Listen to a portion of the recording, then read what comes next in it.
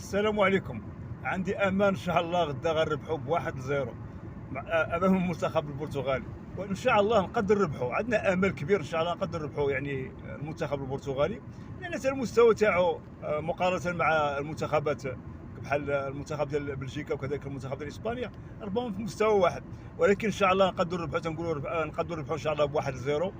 ومن هذا المنبر المتواضع تنقول للوليد الكراكي وكذلك اللعابه ديال المنتخب المغربي الله يرضي عليكم، فرحتوا المغاربه، فرحتوا ملك البلاد، فرحتوا الحكومه المغربيه، فرحتوا الجماهير العربيه.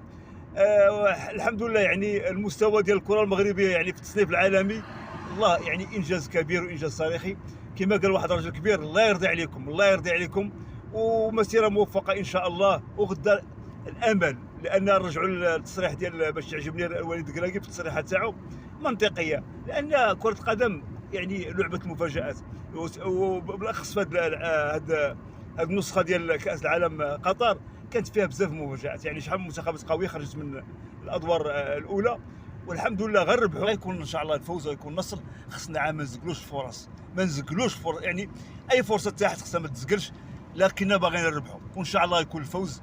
ومن هذا المنبر المتواضع تحيه لصاحب الجلاله، وتحيه للشعب المغربي والجماهير الرياضيه، وكذلك تحيه للجماهير العربيه من هذا المنبر المتواضع، لان الحمد لله يعني هذا ربما هذا الانجاز يعني الف القلوب، الف قلوب الكثيرين، يعني عرب، وكذلك وربما كره القدم دارت لهذا الاساس، وهي كره من اجل السلام والتعايش والمحبه.